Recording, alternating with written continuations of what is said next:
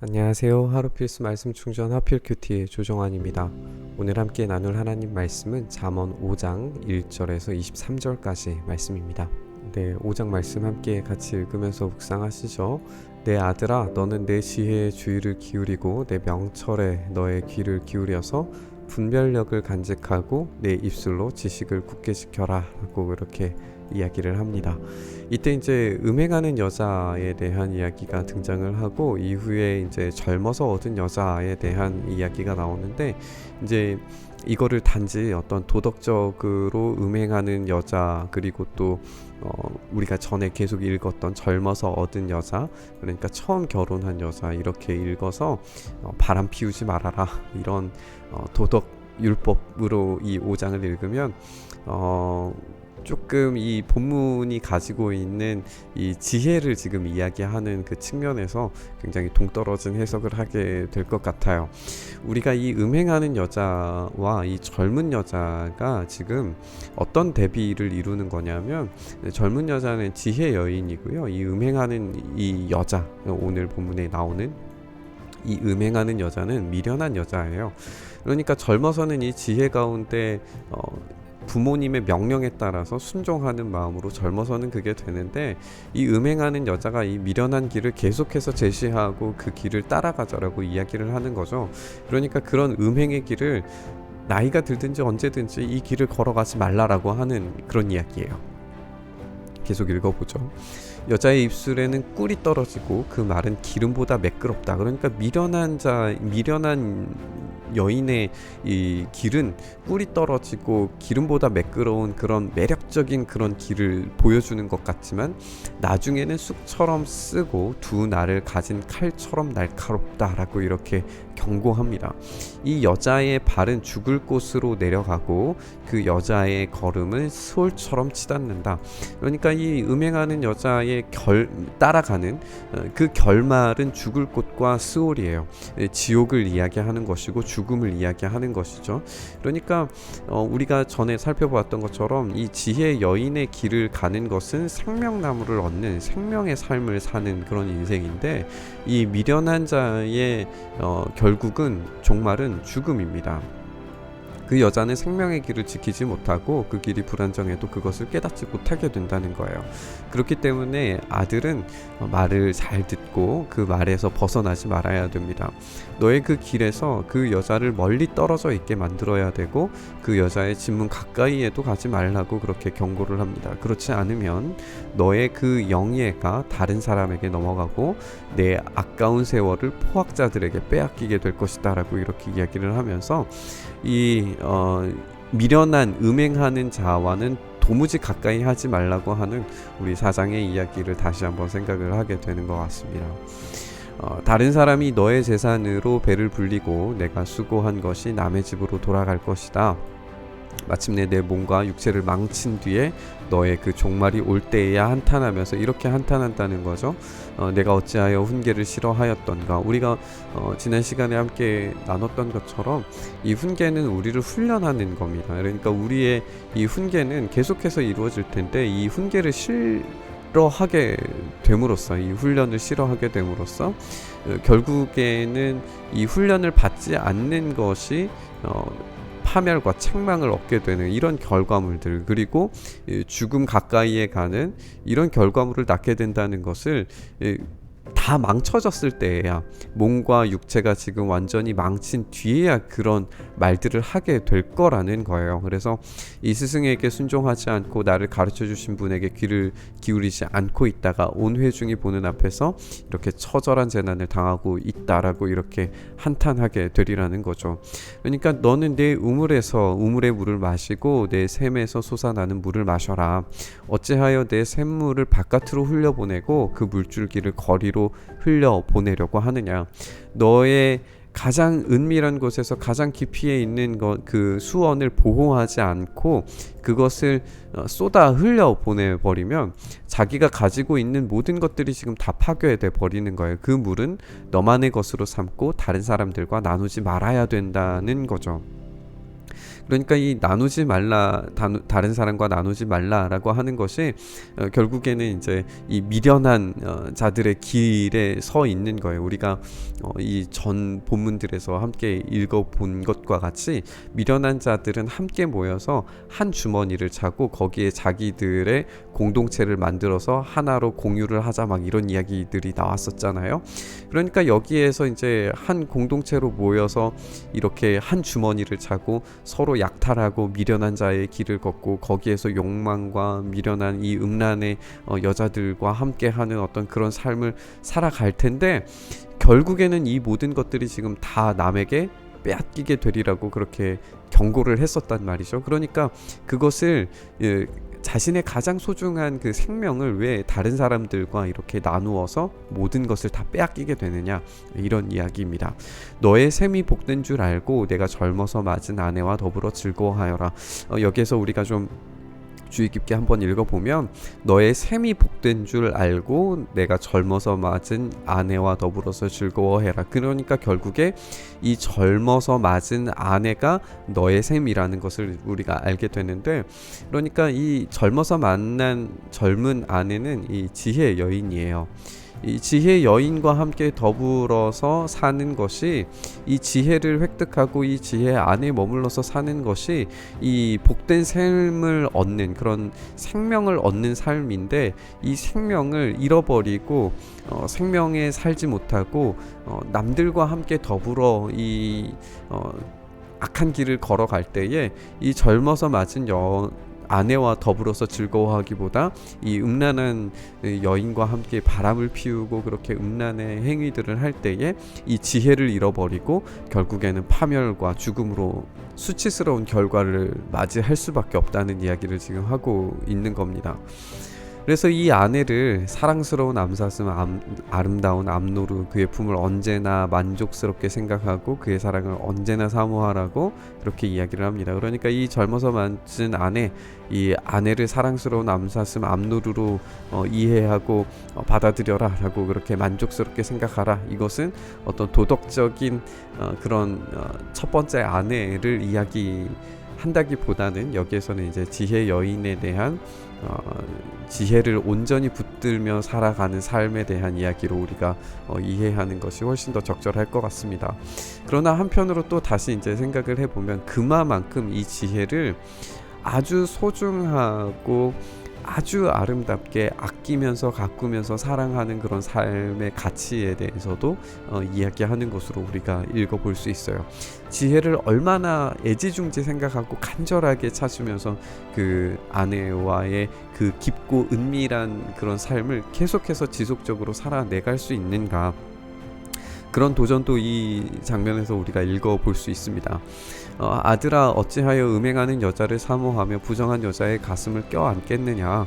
주님의 눈은 이 사람의 길을 지켜보시고 그 모든 길을 살펴보신다. 악인은 자기의 악에 걸리고 자기 죄의 올무에 걸려들어서 훈계를 받지 않고 죽고 너무나 미련하여서 길을 잃는다라고 이렇게 경고하고 있죠. 그러니까 주님의 눈이 사람의 길을 지켜보시고 그 모든 길을 살펴보실 때에 이 지혜를 사랑하면서 그 지혜 여인과 함께 행복한 삶을 살 때에는 곧고 반듯한 길을 걸어감으로써 최종적으로 생명을 얻게 되겠지만, 어제 본문이죠. 악한 자들은 결국에는 지옥으로, 사망으로 미련하여서 길을 잃고 전혀 잘못된 사망의 결과물을 얻게 된다는 것을 다시 한번 경고를 하고 있습니다. 그리고 이 모든 것을 하나님께서 알고 계시고 하나님께서 이 길을 인도해 가시기 때문에 이 젊어서 맞은 이 지혜 여인과 함께 사는 삶이 바로 최종적으로 생명을 얻는 삶이라고 그렇게 보는 것을 우리가 볼 수 있습니다. 오늘 읽은 본문도 마찬가지로 이제 이 지혜 여인의 정체와 이 음란한 여인의 정체를 우리가 확실하게 설정하지 않으면 이 잠언의 말씀이 단지 이제 도덕 율법으로 우리가 읽게 될 수 있을 것 같아요.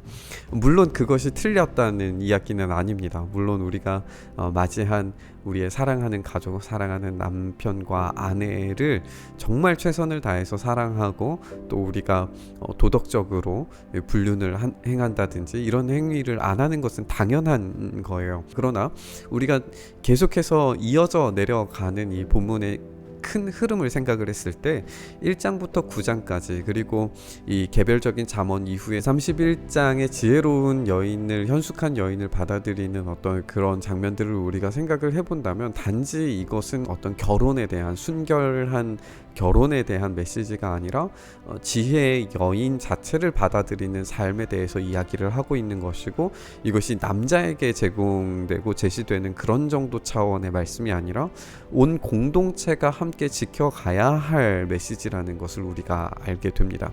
그러니까 크게 생각하면은 이 지혜를 인격으로 생각을 했을 때 이 공동체의 어떤 인격도 있잖아요. 우리가 이것을 교회로 생각을 해본다면 이 교회가 이 지혜이신 예수 그리스도를 떠나서 다른 것들을 받아들이면 그 공동체는 분명히 망하고 흩어지고 분열되는 그런 결과를 맞이할 수밖에 없다는 그런 결론을 우리가 얻게 됩니다. 그것을 아주 잘 보여주는 게 사실 요한계시록의 이야기예요.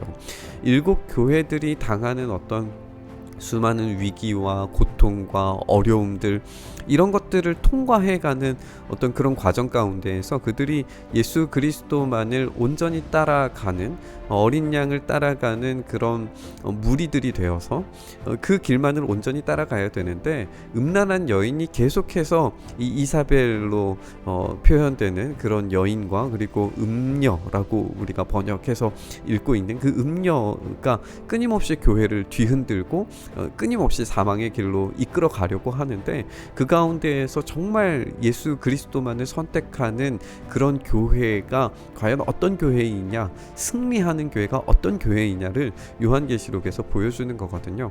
그러니까 오늘 이 본문도 그런 방식으로 좀 읽어봤으면 좋겠어요.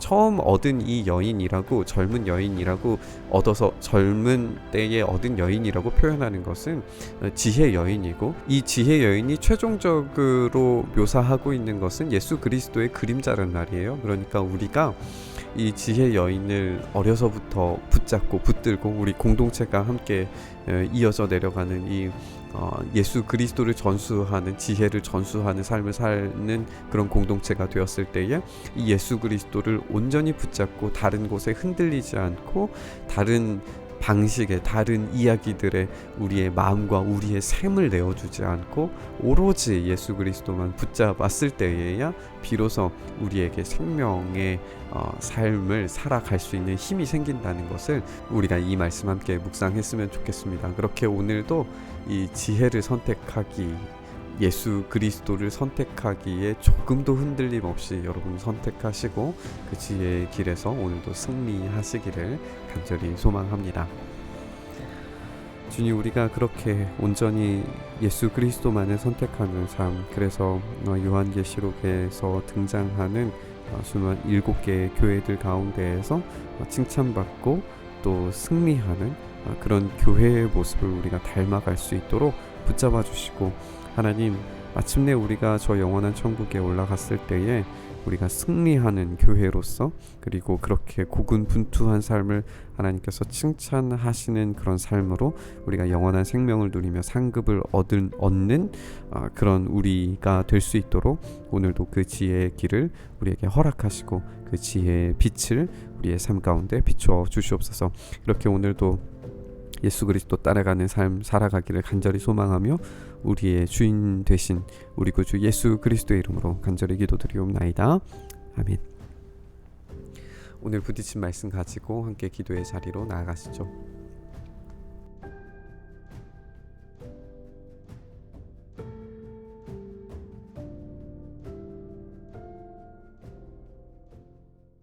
안녕하세요. 하루 필수 말씀 충전 하필 큐티 조정환입니다. 오늘 함께 나눌 하나님 말씀은 잠언 4장 10절에서 27절까지 말씀입니다. 네, 함께 읽으면서 묵상하시죠. 아이들아 들어라, 내 말을 받아들이면 내가 오래 살 것이다. 지혜를 찾고 그 지혜를 받아들이면서 사는 삶, 그 지혜의 삶을 살게 되면 오래 살 것이다, 장수할 것이다라고 이야기하는데, 우리가 전 본문에서 이제 지혜가 생명나무로 등장했던 것을 기억해 본다면 이 장수에 대한 이야기가 왜인지에 대해서 알 수 있게 됩니다. 그러니까 단지 지혜로운 삶을 살았을 때에 장수의 삶을 살게 된다, 이런 차원의 이야기는 아니리라고 생각을 합니다. 물론 이제 하나님께서 주시는 그 장수의 복도 장수의 복이지만, 그것보다도 이 생명나무를 얻는 그런 삶이 무엇인가, 영원한 삶에 대한 어떤 그런 기대감, 소망, 이런 것들도 한번 생각을 해보면서 본문을 묵상해 보셨으면 좋겠어요. 내가 되게 지혜로운 길을 가르쳐 주었고 바른 길로 이끌어 주었기 때문에 내가 길을 걸을 때에 내 걸음이 막히지 않고 달려가도 넘어지지 않을 것이다 라고 이렇게 말합니다. 훈계를 놓치지 말고 굳게 잡아라. 그것은 내 생명이니 단단히 지켜라. 우리가 훈계라고 하는 것의 이제 측면이 어떤 자신의 한계를 설정하고 그 한계 내에서 자신의 최선의 극대화된 어떤 소명의 이룸들이 이 훈계라고 하는 것을 우리가 생각을 해본다면, 우리가 이 훈계는 단지 어떤 우리를 한계를 만들고 우리를 혼내기만 하는 어떤 그런 차원의 것이 아니라 우리를 트레이닝하고 훈련시키는 것으로 이해하고 생각하는 것이 훨씬 더 적절합니다. 그러니까 이런 훈련의 기회들을 놓치지 말고 굳게 잡아서 이것이 생명과 같은 그런 지혜의 역할들을 하게 된다는 것으로 우리가 받아들이면 좋을 것 같습니다. 그 훈계, 우리의 삶을 훈련하기 위한 그런 한계의 지점들이 뭐냐면, 악독한 사람들의 길에 들어서지 말고 악한 사람의 길로 다니지 말라라고 하는 거예요. 그리고 그런 길은 피하고 건너가지 말고 발길을 돌리고 지나쳐 버려라 라고 그렇게 이야기하는 겁니다. 그들은 악한 일을 저지르지 않고는 잠을 이루지 못하고 남을 넘어지게 하지 않고는 잠을 설치는 자들이다. 그러니까 이런 악한 길에는 아예 지나쳐버리고 건너가지도 말라라고 그렇게 이야기하고 있어요. 이들은 악한 방법으로 얻은 빵을 먹고 폭력으로 빼앗은 포도주를 마신다. 그러니까 이들이 먹고 마시는 그 모든 것들이 악한 방법으로, 폭력으로, 남을 넘어뜨리는 방식으로 이루어지기 때문에 그런 것들을 피하라고 이야기를 합니다. 그러나 의인의 길은 동틀 때의 햇살 같아서 대낮같이 점점 더 빛나게 될 텐데, 이 악인의 길은 캄캄하여서 넘어져도 무엇에 걸려 넘어졌는지 알지 못할 정도로 어두운 길이라고 이야기를 합니다. 여기에 이제 이 두 대비를 생각을 해보는 게 좋을 것 같아요. 의인의 길과 악인의 길입니다. 의인의 길이 햇살같이 환한 그런 삶이라면, 악인의 길은 캄캄하여서 아무것도 보이지 않는 삶입니다. 그러니까 이런 빛나는 삶 가운데 살아가는 것이 참된 의인의 길이고 지혜의 길이겠지만, 이 악인의 길은 아무것도 보이지 않는, 자신이 본다라고 생각하지만 어디에서 걸려 넘어지고 무엇으로 지금 문제가 생기는지 전혀 모르는 미련한 자의 길이라는 것을 우리가 알게 됩니다. 아이들아, 내가 하는 말을 잘 듣고 내가 이르는 말에 귀를 기울여라. 이 말에서 한시도 눈을 떼지 말고 너의 마음속 깊이 간직해라. 이 말은 그것을 얻는 사람에게, 그러니까 지혜를 얻는 사람에게 생명이 되고 그의 온몸에 건강을 준다.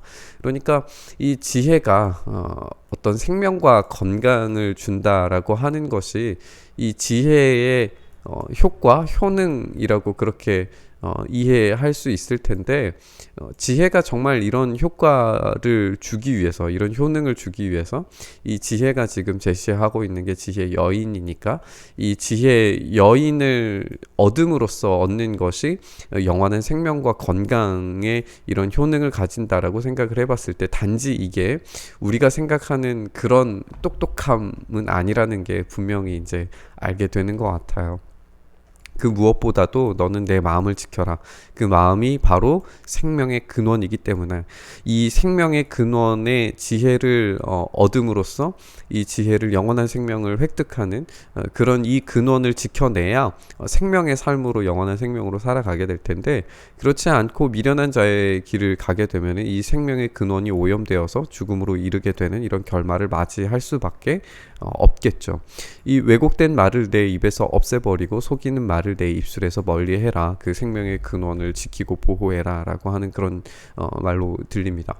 눈으로는 앞만 똑바로 보고 시선은 앞만 곧게 두어라. 발로 디딜 곳을 잘 살펴라. 내 모든 길이 안전할 것이다.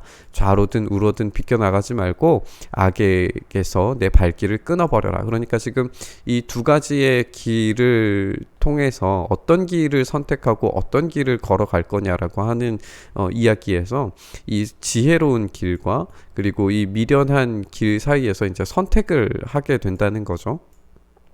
우리는 앞을 똑바로 보고 앞만 곧게 두면서 비껴나가지 않는 모든 길 가운데에서 이 길을 걸어가야 되겠지만 여기에서 벗어나는 이 길에서 벗어나는 그 모든 것들이 모든 길들이 지금 미련한 길이고 재앙의 길이고 어두운 길이고 그리고 이런 흔들리면서 걸어가는 모든 길들이 다 미련한 길이 될 거예요. 그러나 주님의 그 지혜에 따라서 한 길만을 오롯이 걸어가는 이 길만이 참된 생명을 얻고 지혜의 삶을 살아가게 되는 어떤 그런 최종적인 종착지, 이 영원한 삶을 누리는 그런 삶으로 나아갈 수 있다는 것을 이 본문이 보여주고 있습니다. 우리가 이 본문을 생각할 때 이제 두 가지의 길이 제시되는 것을 우리가 발견을 하고 이 두 가지의 길 가운데에서 무엇을 선택할 것인가, 지혜를 선택할 것인가, 미련한 길을 선택할 것인가, 악인의 길을 선택할 것인가, 선한 길을 선택할 것인가, 이 선택의 기로에 놓여져 있는 것을 보게 됩니다. 우리가 이제 계속해서 우리 예수님께로 이 말씀들을 좀 적용을 해나가면 이 지혜가 결국에는 예수 그리스도라는 것을 우리가 발견해 가게 될 텐데, 그렇다면 우리에게 제시하신 예수님의 길이라고 하는 것은 남들이 봤을 때는 미련하고 남들이 봤을 때에는 정말 인정받지 못할 만한 그런 길일 수 있고 손해보는 길처럼 보일 수 있지만, 그렇게 좁고 험악한 길이라 할지라도 그 길을 따라갔을 때 영원한 생명을 주신다는 이 진리가 오늘 이 말씀에도 정말 잘 부합하게 들리는 것 같습니다. 우리는 그 십자가의 도에 한시도 눈을 떼지 말고 곧바로 곧장 이 길을 걸어갈 수 있기를 간절히 소망합니다. 주변에서 아무리 우리를 뒤흔들더라도 우리가 곧게 이 지혜의 길, 예수 그리스도의 생명의 십자가 길을 걸어갈 때에 우리에게 영원한 생명과 참된 안식이 우리에게 주어진다는 사실을 우리가 잊지 않았으면 좋겠습니다. 오늘도 이 길을, 이 생명의 길을, 이 지혜의 길을 온전히 걸어가서 우리가 세상의 다른 것들 선택하는 것 아니라 오로지 생명나무 되시는 예수 그리스도의 이 좁은 길을 따라가서 그 영원한 천국에서 우리의 생명을 얻는 그런 지혜로운 우리 모두 되시기를 간절히 소망합니다. 주님, 우리가 그렇게 이 지혜의 길을 온전히 걸어갈 수 있도록 붙잡아 주시고, 우리가 흔들리지 않고 좌로나 우로나 치우치지 않고 이 복음과 믿음의 길, 예수 그리스도를 선택하는 이 십자가의 길을 온전히 걸어갈 수 있도록 역사하여 주시옵소서. 이 길 가운데에서 우리가 넘어지고 쓰러지고 때로 주변을 향한 수많은 유혹들이 우리에게 다가온다 할지라도 우리가 흔들리지 않고 오로지 예수 그리스도만 똑바로 쳐다보며 주님과 함께 걷는 이 길 위에 온전히 서 있을 수 있도록 오늘도 우리를 붙드시고 인도하여 주시옵소서. 그렇게 내 삶을 이끌어 가시고 인도하시고 붙들어 주시기를 간절히 소망하며 우리 주님 예수 그리스도의 이름으로 기도드리옵나이다. 아멘. 오늘 부딪힌 말씀 가지고 함께 기도의 자리로 나아가시죠.